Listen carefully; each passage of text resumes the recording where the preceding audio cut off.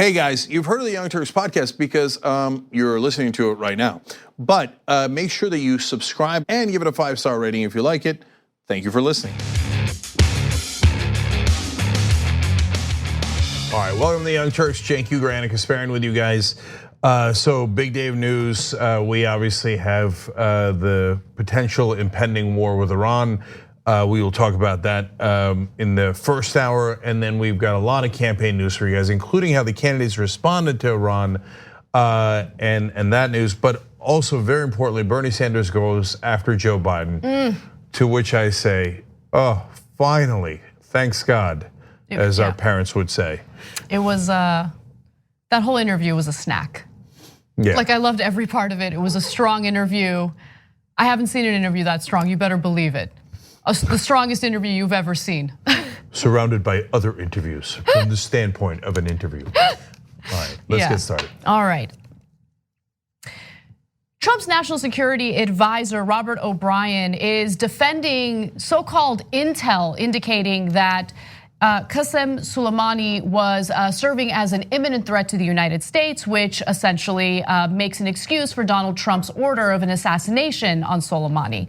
Now, I want to be clear that the intelligence agencies have not provided any intel, at least publicly, and the Trump administration has not provided any specifics publicly. However, they're still pushing this narrative about how they have the intel and how they're going to share the details of that intel with Congress tomorrow on Wednesday, almost a week after this assassination took place. I would argue that if they had that intel to begin with, they would show it immediately to members of Congress to justify what is now, in my opinion, a war crime, but we'll get to that in a minute. First, let's go to Donald Trump arguing that he knew all about Soleimani's actions, when in reality, he didn't even know who Soleimani was. Take a look. What can you tell us about what you knew prior to ordering the attack? Well, number one, I knew the past. His past was horrible. He was a terrorist. He was so designated by President Obama, as you know, and he wasn't even supposed to be outside of his own country. He was, so right there. But that's, in a way, the least of it. We had an attack very recently that he was in charge of where we had people horribly wounded, 1 dead. In fact, the number now, as of this morning, I believe is 2 dead. And that was his. He was traveling with the head of Hezbollah. They weren't there to discuss a vacation. They weren't there to go to a nice resort someplace in Baghdad. They were there to discuss bad business. And we saved a lot of lives by terminating his life. A lot of lives are saved. They were planning something, and you're going to be hearing about it, or at least various people in Congress are going to be hearing about it tomorrow. Our Secretary of State covered it very well a little while ago. I saw his news conference, Mike. And if you want to mention a couple of things in addition to what I've just said, but we had tremendous information. We've been following him for a long time, and we followed his path for those 3 days, and they were not good stops. We didn't like where he was stopping. They were not good stops. We saved a lot of lives. Okay, so we have an imbecile for president, you know this, but so. He said nothing there, let's just be clear. No, Anna, he clarified by saying he was up to bad business and by going to not good stops. 3rd graders president, and again, it's insulting 3rd graders. So last week we showed you clips of Donald Trump being asked during the election season who Qasem Soleimani was, and he said, "Oh, sure, I know who he is." And yes. And then they mentioned the Quds Force, and he's like, "Oh, the Kurds are good guys." And Hugh Hewitt was like, "No, the Quds Force from Iran." He's like, "It's a gotcha question. It's not fair." Well, I thought you said you knew who he was. So now here he is, a couple of years later, claiming he knows Soleimani really, really well. That's why he did this. And what do you know about him? He's making not good stops. Yeah, that means we're going to give you nothing. That means absolutely nothing, of course, except that he wanted to show that he was a tough guy by killing an Iranian general. So we're going to get to a quote that will definitively tell you that they knew nothing in a second, okay? Yeah. But I want to mention one other thing that he talked about there. He said he's a terrorist. This is a blanket statement that we make of everyone, and that's our enemy, and so it justifies all of our actions and all assassinations and all war crimes because we arbitrarily call them terrorists. Now, does Soleimani's actions lead to other people's deaths? Yes. Is he also the top general of Iran? Yes. So do the actions of some of our generals lead to deaths? Yes. Okay, are they terrorists? No. So now, even if you say, well, yeah, I know, but I don't like Iran, so I'd like to just call them terrorists. Remember, okay, that's fine, you could feel good about that, but remember it has ramifications. Right. Because they then call us terrorists and our generals and our diplomats terrorists, and they say, okay, well, if you have a right to murder our generals, we have a right to murder your generals and your other officials.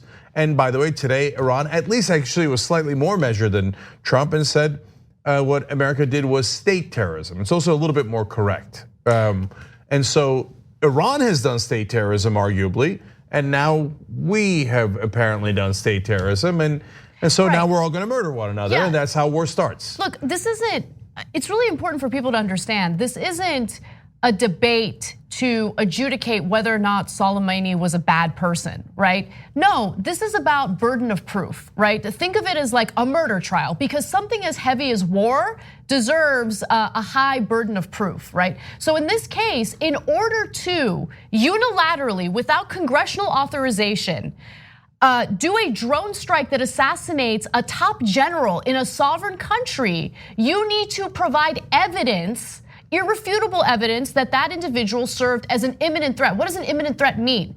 It means that he was about to carry out an attack that was going to kill members of our military, US personnel, what have you. They have failed to provide that. Again, this is not a debate about whether or not Soleimani is a bad guy. There are many bad guys around the world that the United States is in bed with. Trump is specifically in bed with the Crown Prince of Saudi Arabia, Mohammed bin Salman, who ordered the murder of a US journalist and US resident Jamal Khashoggi. Hey guys, can we just at least all agree that obviously Mohammed bin Salman is a terrorist by this standard? He chopped up a journalist, literally dismembered him. It doesn't get any more terrorist than that. So are we allowed to murder Mohammed bin Salman? Do we have an obligation to murder Mohammed bin Salman? Because this is not my philosophy, this is Donald Trump's philosophy. Now, do you have any idea what would happen if we not randomly, but because of that, assassinated Mohammed bin Salman? A lot of terrible consequences would come from that. I can't stand the Saudi government, but I wouldn't want to assassinate Salman. I'd want to do it through legal processes and bring him to justice for the murder of Khashoggi. But we don't just drop bombs on people because we felt like it or it was in our political best interests. Because that escalates war, and that actually threatens the lives of more members of our military and US personnel abroad. That's why you have to think about strategy, not whether or not you emotionally find someone appealing enough to not attack them. So look, I have to make one quick clarification as well. In the beginning of the clip that we showed you, Trump said something about how Soleimani was designated by Obama. He wasn't designated by Obama. In fact, since we're talking about Saudi Arabia, Obama in 2011 sanctioned Soleimani specifically because he was targeting our ally, Saudi Arabia. So it's not as if the Obama administration was like buddy-buddy with Soleimani. That is not the case at all. In fact, Obama in 2011, again, sanctioned him.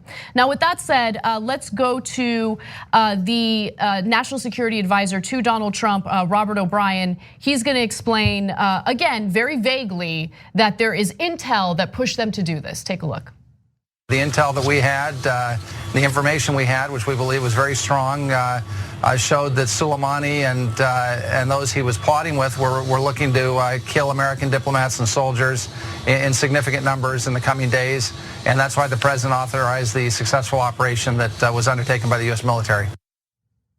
So it's important for you to understand that everything that's coming out of these Trump administration officials is a flat out lie. They're being vague on purpose because they don't have the intel to prove that Soleimani was an imminent threat. In fact, if you don't believe me because you just think, oh, well, she's a progressive and she doesn't want this war, first of all, you're right about that. But let's hear from General Mark Milley, I apologize. General Mark Milley, who's the chairman of the Joint Chiefs of Staff. I'm gonna read you his quote. He said, I will be happy when the appropriate time comes and in front of the proper committees and anybody else through history and I will stand by the intelligence I saw that it was compelling, it was imminent, it was very, very, very clear in scale, scope. Okay, fine. No, that sounds pretty definitive, Anna. That sounds definitive, right? And then I'm not joking, immediately follows that quote with this.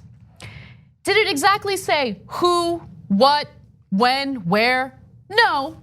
But he was planning, coordinating, and synchronizing significant combat operations against US military forces in the region, and it was imminent, he said, adding that, quote, we would have been culpably negligent to the American people had we not made the decision we made.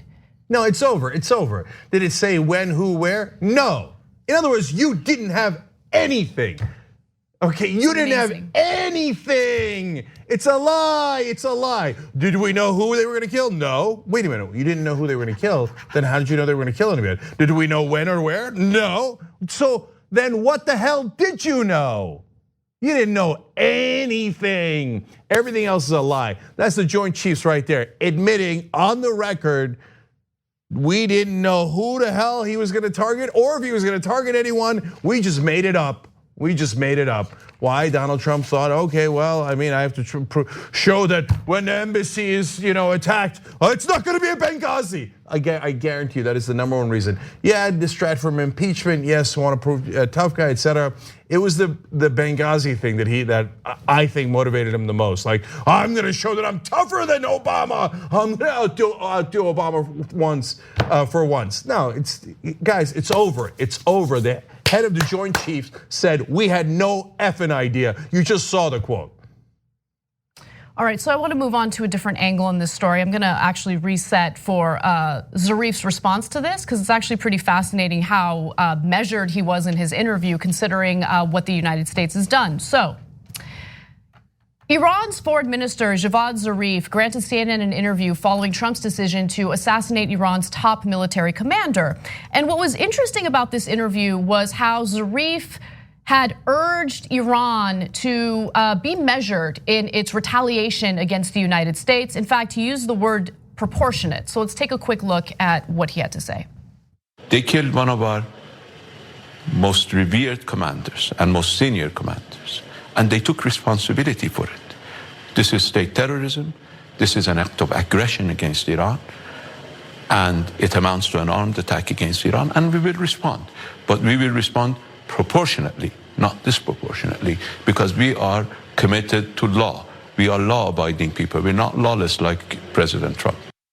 So one other thing to note is that the Iranian government is also urging that its military stay away from American journalists, tourists, American people in general who are not anything other than civilians, right? So they're not planning on targeting Americans, but they want proportionate retaliation for what Donald Trump did. Look, this is gonna, if they do that, unfortunately, it will further escalate this situation, I think, to a full-blown war, because Trump isn't gonna respond proportionately. Trump isn't gonna sit back. In fact, he's threatened to bomb their cultural sites. He walked that statement back a little bit today, but he's a wild card. You don't know what he's gonna do, and he's incredibly unpredictable. In fact, he said he would do disproportionate response. Because why not violate several international laws while we can? Why don't we want him to violate international law? Just because we think it's the right thing to do? Yes, it is the right thing to do, but mainly because then we can enforce that law on other nations. If we ourselves violate international law, when the Taliban blows up cultural sites, we have no leg to stand on. If Iran now attacks and kills our troops, they get to say, well, you did it first. And so now what is Donald Trump saying in response? Oh, I'm gonna send you 3,000 more troops to be sitting ducks. What are they doing there? What are they gonna do, invade Iran? No, they're not gonna do that, right? This 3,000 is not enough. So what are they gonna do, protect Iraq? Iraq wants us to leave because we also murdered military leaders connected to Iraq. And we also murdered civilians in Iraq. So they want us to leave. So what are we sending 3,000 troops for? I'll tell you what we're sending them for: to be sitting ducks, to get killed, so Donald Trump can feel like a tough guy and respond through war. And the fact of the matter is, we're inching closer and closer to war, which means that US personnel in the Middle East is less safe. Israel is preparing in case Iran attacks them as a proxy, right? I don't know if you saw this, Anna. You know what Netanyahu said now? He turned around and said, oh, look, man, this war's got nothing to do with us. This is America's war, not our war. It's amazing. After you pushed us to do this for year after year after year, now he has the nerve to turn around and say, oh, you should attack America, not us. We don't have anything to do with it. No, look, honestly, none of that surprises me. And look, the Israeli government is one thing, but what everyone should be concerned about is the people of Israel. They are put in harm's way as a result of our actions. US personnel and military abroad, they're put in harm's way as a result of what Donald Trump did. There was no thought of strategy, no thought of repercussions. And what I also found interesting about Zarif's interview with CNN is he asked a question that I think all Americans who are considering supporting this war should ask themselves. Take a look. You have said that Iran will retaliate for the targeted killing of General Qasem Soleimani. President Trump has said there would be a disproportionate response if you do that. What do you make of President Trump's threats? His threats will not frighten us. But what he's showing something, he's showing to the international community that he has no respect for international law, that he is prepared to commit war crimes because attacking cultural sites is a war crime. In this disproportionate response is a war crime. But he doesn't care, it seems, about international law. But has he made US more secure? Do Americans feel more secure? Are Americans welcome today in this region? Do they feel welcome?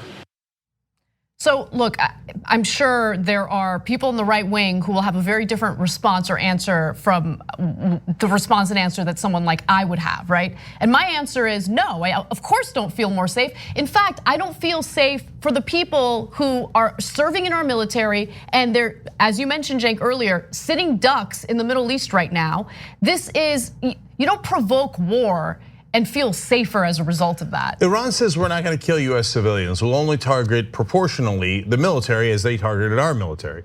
Trump goes, oh great, then I'll serve up 3,000 people for you to kill. Why? What are they doing there? What are the 3,000 troops going to do when Iraq doesn't want us and Iran says, the only reason you bring them here is for me to attack them? So they're not gonna invade Iran. Okay, look, let me give you the Netanyahu quote, because even Netanyahu knows it has made us less safe. It has made Israel less safe. He agitated for that war 1,000 times. And then now apparently he's telling his own ministers, quote, the killing of Soleimani is a US event, not an Israeli event, and we should stay out of it. Saying we shouldn't, quote, get dragged into it. You're the one who insisted that we attack Iran, attack Iran. And it's not just him, it's also the neoconservative right wing here in America. The John Boltons of the world, the Dick Cheneys of the world, all of these people who said, oh, you gotta attack Iran. Now, as soon as Trump does it, they're like, idiot, hey, I don't want anything to do with it. This thing's really, really unsafe. Well, that's what we were saying ahead of time. And now after the hostilities begin, all of a sudden, Netanyahu's like, oh, I don't want to get dragged into it. It's the Americans. Good. I mean, look at the nerve of the guy to basically say, go attack the Americans, not us. So there is no one safer now.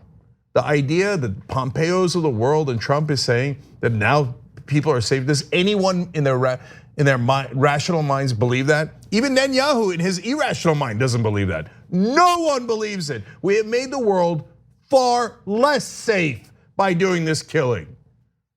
We got to take a break. When we come back, luckily there are some people on the right who are skeptical about this war and they are calling Donald Trump out publicly. You'll be surprised at one of these individuals. We need to talk about a relatively new show called the Republic, or UNFTR. As a Young Turks fan, you already know that the government, the media, and corporations are constantly peddling lies that serve the interests of the rich and powerful. But now there's a podcast dedicated to unraveling those lies, debunking the conventional wisdom. In each episode of On the Republic, or UNFTR, the host delves into a different historical episode or topic that's generally misunderstood or purposely obfuscated by the so-called powers that be, featuring in-depth research, razor-sharp commentary, and just the right amount of vulgarity. The UNFTR podcast takes a sledgehammer to what you thought you knew about some of the nation's most sacred historical cows.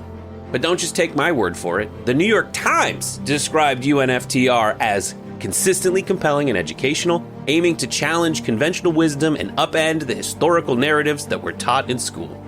For as the great philosopher Yoda once put it, you must unlearn what you have learned. And that's true whether you're in Jedi training or you're uprooting and exposing all the propaganda and disinformation you've been fed over the course of your lifetime. So search for UNFDR in your podcast app today and get ready to get informed, angered, and entertained all at the same time.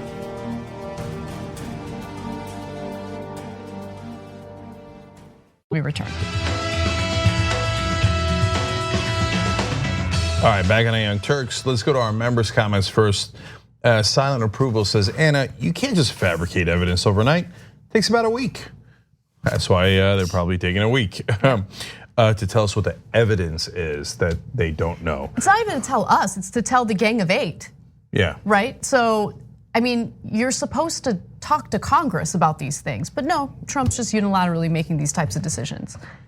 Theater Goddess says, I wore my first TYT shirt that I got during the 25% off shirt, and it's now one of my favorites. It's super soft and fits like a dream, even though I usually wear a bigger size than was available. What did I tell you guys, okay? I told you those are the best shirts on earth, okay? ShopTYT.com. Thank you, Theater Goddess. On Twitter, Adam Johnson says, nobody knows more about bad business than Trump, believe me. And Storm and Norman makes the same point that Edwin, our stage manager, did during the break. They found intel about Iran in the north, south, east, west, and around the region.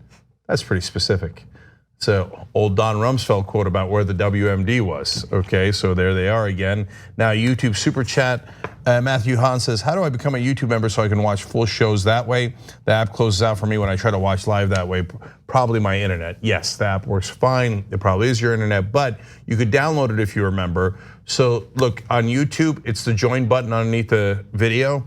And there's 3 layers. The top layer, $9.99, gets you all of our content. But you could also do it through our website, and you'll definitely have access to all of our content for sure. TYT.com/join. But we love the YouTube membership as well. French Fry says, this is why Pelosi should have moved faster with impeachment. Trump is out of control. He needs to be given boundaries. And finally, Janine Mary, also on YouTube Super Chat, says, thanks for your clear reporting. Well, thank you for using YouTube Super Chat and becoming YouTube members and members on our website. Otherwise, we very much literally cannot do this show. All right, Anna, what's next? All right. Well, the majority of the right wing seems to defend Donald Trump's decision to assassinate Iran's top military general. There are some people in right-wing media and even in government who are calling him out and disagreeing with him in a very public way. Now, we're gonna get to Tucker Carlson in just a minute, but before we do, I actually wanna go to an elected official, Rand Paul. Take a look. This is sad. I mean, the death of Soleimani, I think, is the death of diplomacy with Iran. I don't see an off-ramp. I don't see a way out of this. So did the president make a major mistake? I think that he got bad advice. I think that basically, even though he let John Bolton go, this is John Bolton. John Bolton's clapping and jumping up and down and rubbing his hands together. Really, is part of this whole recipe. The administration, mainly at John Bolton's behest, tore up the Iran agreement, placed a significant and severe embargo on Iran, and then killed one of their major generals.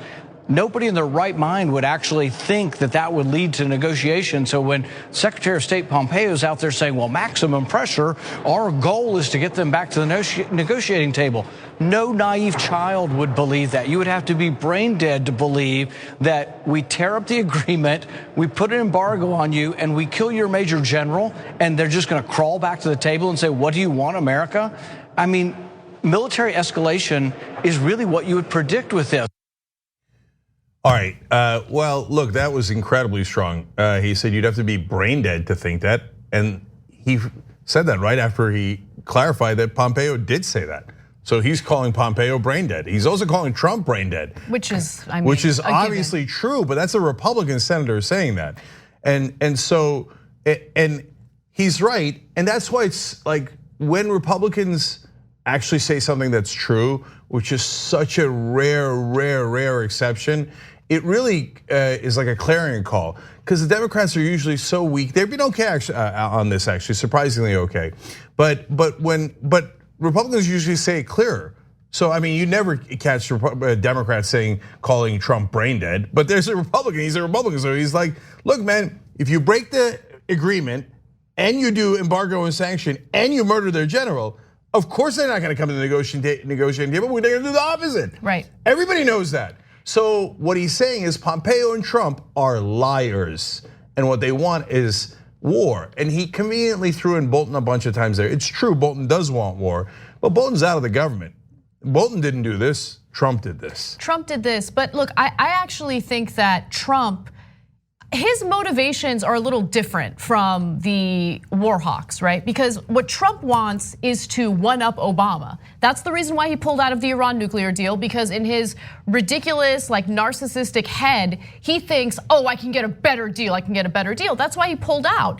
And then, because he's an idiot, the situation with Iran escalates to the point where you have this situation at the embassy with protesters showing up, lighting certain portions of the embassy on fire, which is serious. And Trump doesn't want to be seen as someone who's weak, like how he says Obama was during Benghazi. And that was his motivation to react in the way he did against Soleimani.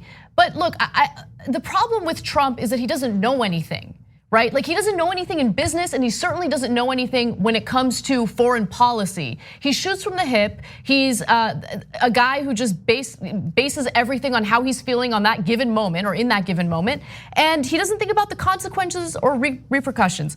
But with that said, look, I love everything that, I can't even believe I'm saying that, but everything that Rand Paul said there was right. Tucker Carlson is also about to make some pretty strong arguments from a kind of different perspective, but I want to see what you have to say about it. Take a look.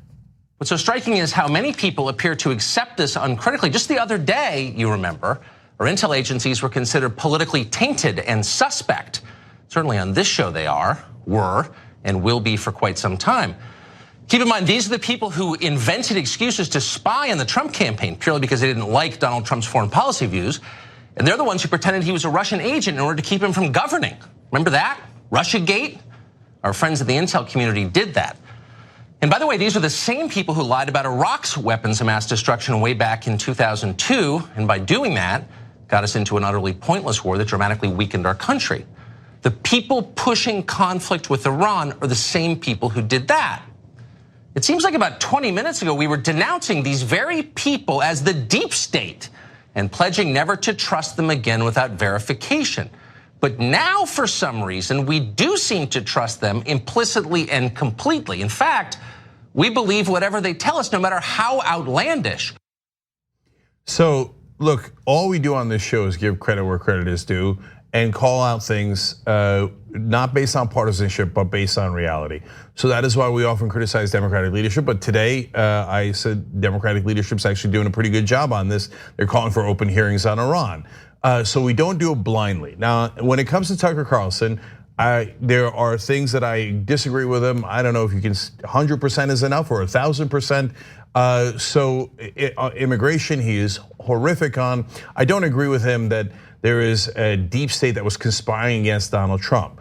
But at least he's being consistent, and it is something that is very noteworthy coming from the right wing in this country and on Fox News. Sean Hannity, for example, as a counter to Tucker Carlson, will mindlessly, brainlessly repeat any talking point of any president that is a Republican at any time. And whatever a Democrat says, he will say the exact opposite. It doesn't have to be logically consistent at all, okay? Whereas Tucker Carlson says, wait a minute, didn't we just say 20 minutes ago that we shouldn't believe the intelligence community at all? Now we're turning around saying our beloved intelligence community, by the way, the people saying that are on Fox News. Fox and Friends, Sean Hannity, et cetera, are going, how could the Democrats question our intelligence community? They should bow down, bow down to the intelligence community. And Tucker Carlson points out an inconvenient fact. You were the same people 20 minutes ago saying how they could never, ever be trusted. So you do have to give him credit for that. He is right about that. And look, guys, it is important for there to be voices on the right that are correct, and don't look a gift horse in the mouth. The problem with establishment Democrats like Joe Biden is that they agree with the Republicans on their ground. But if Republicans or right wingers come to our ground, and for example, in this case, say, we don't want endless wars for no reason, take it, take yes for an answer. Tucker Carlson there is certainly correct, at least about half of his analysis, which is that these guys have been wrong 1,000 times, and sometimes on purpose. I mean, and especially certainly about war. Yes, that's what I was about to say. But look, I mean, you should always be skeptical of anyone in government in any type of position of power. But in the case of the Russia investigation and the impeachment investigation, the intelligence community showed their work. They showed their proof. You have witnesses testifying, right? There's actual evidence that was open to the public. And in terms of the Russia investigation, there was hundreds of pages produced by the Mueller report that's open to the public right now that people can read. When it comes to this alleged intel to encourage the assassination of Soleimani, nothing. We haven't gotten anything, just vague responses from the Trump administration, and that's not good enough. So he's right in that regard. Now, Laura Ingraham went on a very lengthy rant talking about how the Democrats are the ones who got us into this mess, which is ridiculous. Insane. Insane. But there was a relevant part at the very tail end of her commentary, and I don't think it's an accident that she structured her argument this way. But in the argument at the very end, she makes a plea to Donald Trump. Let's hear what it is. It's important that the president listens to his judgment here, that he doesn't listen to the same people who got us sucked into Iraq in the first place. The Bush doctrine is dead, and Trump helped bury it. Thank God. His recent tweets notwithstanding, the president, I think, is very smart. He's very smart enough to know that another war of choice or needless escalation will end up harming American interests, not to speak of his re-election chances. America first, America safe, America strategic, America smart. And that's the angle. So you have Tucker Carlson, Laura Ingraham speaking out against escalating war with Iran. And in a little bit, I'll show you how Hannity, who's a huge Trump supporter no matter what, actually went after them on his own show. So that is also very, very important, guys. Look, she has to do a lead in about how everything is the Democrats' fault. It's insane, but it's understandable given that she's on Fox News and appealing to that audience and to Trump. If you notice at the end, she spoke really, really slowly because she's speaking to Donald Trump. And so she has to speak to him like he's a baby. Remember your re-election chances. America first, America safe, right? And so, but it's super important, guys, for both Tucker Carlson and Laura Ingraham to say this is a war of choice and needless escalation. The fact that there is now a division in the right wing where even some of the worst people in the right wing are saying, nope, we don't agree to endless war. We don't agree to it. We will not repeat talking points given to us, is a giant breakthrough. I haven't seen it in 20 years in this country. Before, when Roger Ailes was in charge, everyone was forced to say the same goddamn thing that Roger Ailes told them to say. That was the whole point of Fox News. Roger Ailes and Rupert Murdoch controlled it with an iron fist. And so no one was allowed to dissent. Now, Tucker Carlson and Laura Ingraham a little bit, but you saw it right there, are saying, a lot of the people in the right wing, and the reason our shows are popular and more popular than Hannity is because a lot of people in the right wing don't want war either. And look, and now let me point out her hypocrisy. Now the Bush doctrine is dead, thank God. I remember when you loved the Bush doctrine. We have ears, we have eyes. We saw you, Laura, when you, at least Tucker in the beginning agreed with the Iraq war, but changed his mind quickly. He's on the record on that. And he changed his mind for terrible reasons because he said he didn't care about the Iraqis at all and said some terrible things about them.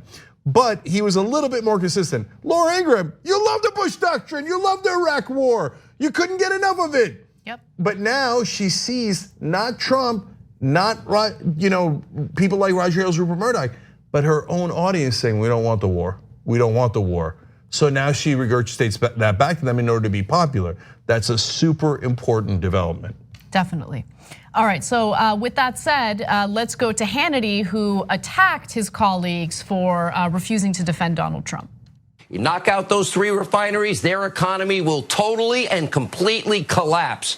And despite the whining and the complaining, predictably, among Democrats and the stupid commentators on TV and the media mob, top military experts agree that the president's strategy is effective. Effective in what exactly? What? Yeah. In escalating the situation to a full-blown war? Because he's real effective at that. Hannity's a blockhead. Jeez. He's one of the dumbest guys on TV. I love the audacity of him saying stupid commentators on TV. The stupid commentators on TV is you defined, Sean Hannity. So now I guess he's in open warfare with Tucker Carlson, who came on right before him, said we shouldn't do a needless war in Iran. So that's a fascinating development. But Hannity, look at the incredibly dumb thing he's saying. He said, well, we knock out the refineries, then they'll see. Same stupid thing he said about Iraq. Oh, we'll knock them out, then they'll see. And we'll be greeted as liberators. How'd that turn out for us? Oh, they'll give in right away. Then they'll know that we're better than them. Is that how it turned out? No, it turned out with bomb after bomb after bomb. 4,500 of our troops killed. Hundreds of thousands of Iraqi civilians killed. And now that same idiot is making the same point about Iran. Oh, we'll just knock them out, okay? It'll be real easy. And then they'll know we're tougher guys than them. Oh, I can't believe people don't see that. Hannity, the single dumbest person on television. When we come back, we'll show you how Democrats are responding to this. Adam Schiff gave an interview to the Washington Post, and he has an idea when it comes to questioning the intelligence community about Donald Trump's decision here. So we'll be back with. At TYT, we frequently talk about all the ways that big tech companies are taking control of our online lives, constantly monitoring us and storing and selling our data. But that doesn't mean we have to let them. It's possible to stay anonymous online and hide your data from the prying eyes of big tech. And one of the best ways is with ExpressVPN. ExpressVPN hides your IP address, making your activity more difficult to trace and sell to advertisers. ExpressVPN also encrypts 100% of your network data to protect you from eavesdroppers and cyber criminals. And it's also easy to install. A single mouse click protects all your devices. But listen, guys, this is important. ExpressVPN is rated #1 by CNET and Wired magazine. So take back control of your life online and secure your data with a top VPN solution available, ExpressVPN. And if you go to expressvpn.com/TYT, you can get 3 extra months for free with this exclusive link just for TYT fans. That's expressvpn.com/TYT. Check it out today. That and more. We hope you're enjoying this free clip from the Young Turks. If you want to get the whole show and more exclusive content while supporting independent media, become a member at tyt.com/join today. In the meantime, enjoy this free segment. All right, back on the Young Turks. Let me get through the comments as quickly as I can because we have breaking news. 100 decibels of booing in the member section says there's nothing more troubling and cringeworthy than being forced into a position where you agree with Tucker Carlson. Well, here we are, right? tyt.com/join to become a member and get your comments read. On Twitter, Lion Dog Face Pony Show says, saw USA Today headline passively at the convenience store, quote, more strong words from Trump or some BS like that. Damn it, they failed us. Good old school reference. Jack Masca on YouTube Super Chat says, will Ben be attending primary election coverage like the 2016 cycle? Yes, from time to time, and so that's going to be great. Check that out. A lot of debates and primaries and caucuses coming up, so it is super exciting. Last one also from YouTube Super Chat. All Things Knoxville says Trump does stuff like this because it makes him forget for a moment that he hid like a coward during Vietnam and quiets the voice of Papa.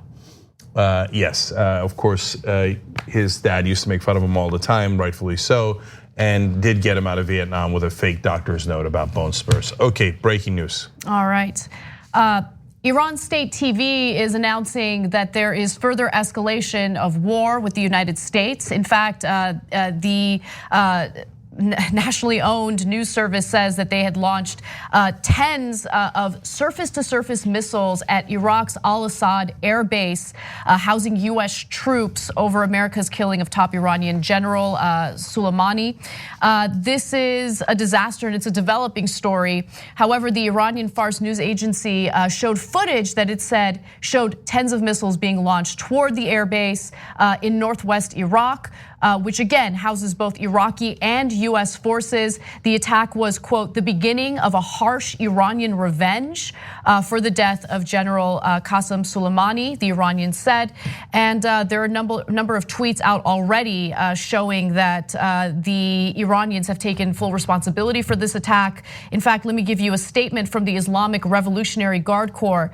The brave soldiers of IRGC's aerospace unit have launched a successful attack with tens of ballistic missiles on Al-Assad military base in the name of martyr General Qasem Soleimani. All right, so unfortunately, the counterattack has begun exactly as predicted. Our troops are sitting ducks, exactly as predicted. Now, Soleimani's successor spoke at his funeral. His name is Qasem Soleimani. And yes, he has a successor. Oh, wow, nobody could have predicted that. Guess what his successor is? More fundamentalist and more of a zealot and extremist than Soleimani was. Oh, nobody could have predicted that except every rational person knew that would happen. Because if you kill their top general, what are they gonna do? Put in someone who is not a hardliner? No, they're gonna put in the hardest, extremist that they have. So he does a speech at the funeral saying, quote, we tell our enemies that we will retaliate, but if they take another action, we will set ablaze the places that they like and are passionate about. Then the crowd started chanting death to Israel. Now Netanyahu today saying, oh, Israel's got nothing to do with this. Even though I told you to attack Iran 1,000 times, you should attack the US instead of us. So, but it doesn't look like they're listening. They're gonna attack us, and I'm afraid also Israel as well. The reason we said not to do rash actions like this is not because anyone likes Soleimani. He has been a problem and a scourge for a long, long time. But there are consequences to our actions. And when we attack the top general of a sovereign nation, you know what they do? They put in someone who is more extreme and attack us back. So that is right now exactly what we're in the middle of. It's breaking news. So we don't know how many people are gonna get killed. We don't know how many of our troops are gonna get killed by those strikes. I hope none. I hope they all miss. I hope we have good technology to be able to deflect that. But of course now what will happen, especially if any of our troops are killed, is that Trump will go out. Fox News, most of the folks on Fox News will probably rally, although now there's some dissenting voices, and go, well, now that a couple of troops have died, they'll pretend like it was just fresh out of nowhere, that Iran wasn't counterattacking, that they started it. And they'll say, well, we must murder more of them, and we must do more and more and more bombing until we're in the middle of a full-scale war. Even that idiot Sean Hannity, as he pushed for more war, said, I'm not looking for ground troops in Iran. Really? Okay, what do you think happens when you have nonstop bombing of one another?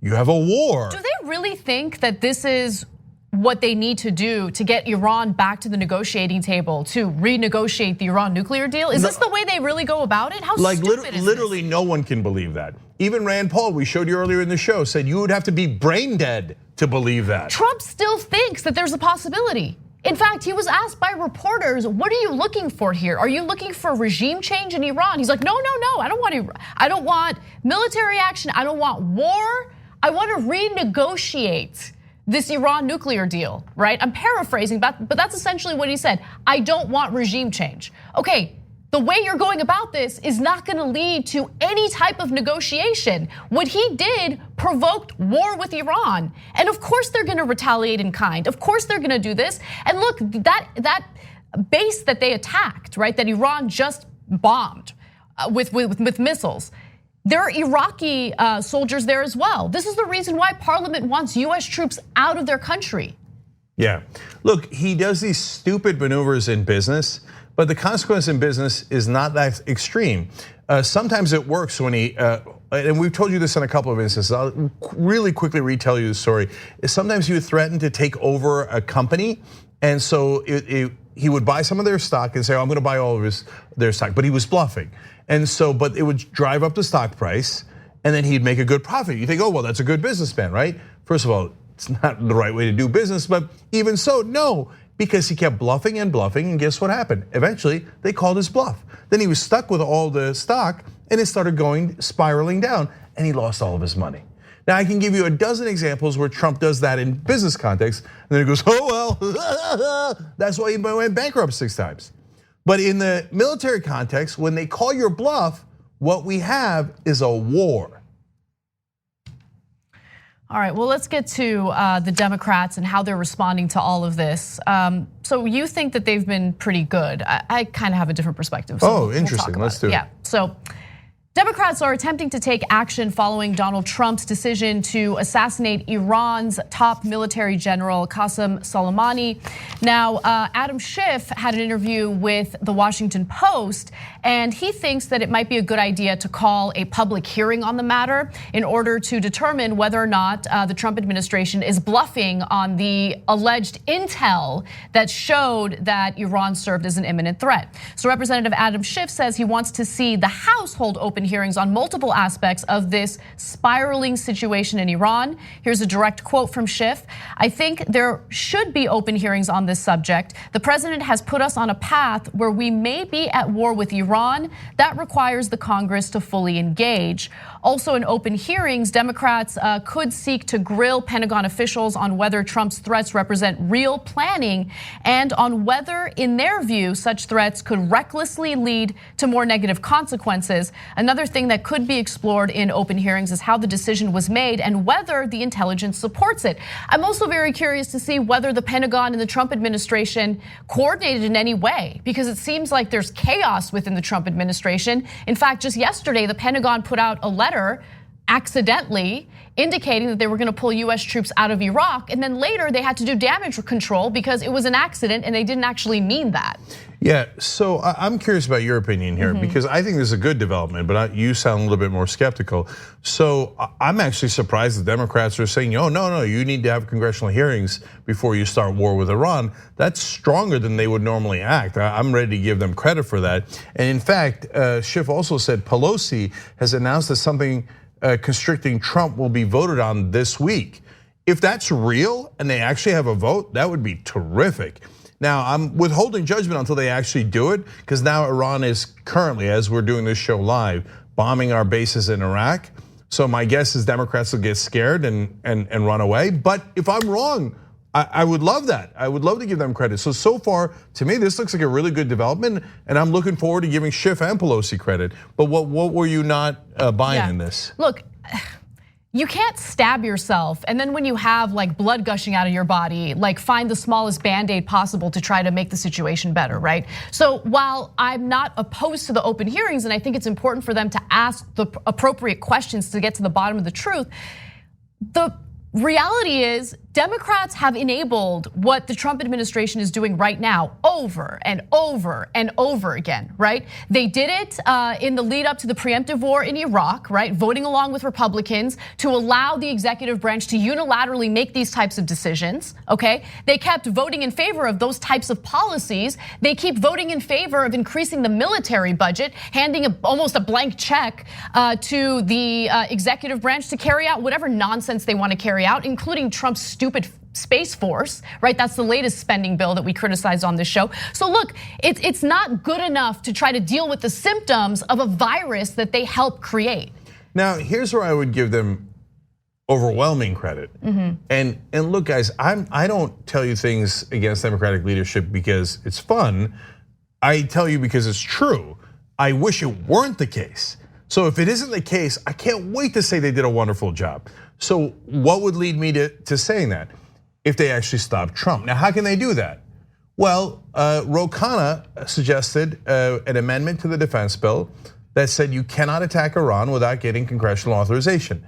Now, you don't actually even need that bill because it's already in the Constitution, but it would be wonderful. It would be great because it would send a sign you are not allowed to attack, and we just voted on it, okay? Now, Democratic leadership took that out. Barbara Lee said, well, let's take away the authorization for use of military force from 2002 against Iraq because they're using it as an excuse. By the way, Obama also used it as an excuse, but Trump is now going over the top as usual in saying that gives me authority. So why did you take out the Barbara Lee amendment? That is my criticism of Democratic leadership. But it's okay, as AOC pointed out over the weekend, hey, you know what? So you took it out of the bill, it doesn't mean you can't vote on it now. So if Nancy Pelosi and Adam Schiff, etc., come out and say, you know what, we're gonna vote on Barbara Lee's proposal and Ro Khanna's proposal. I would love it, and I would give them all the credit in the world. And the only person who could determine that is them, not us.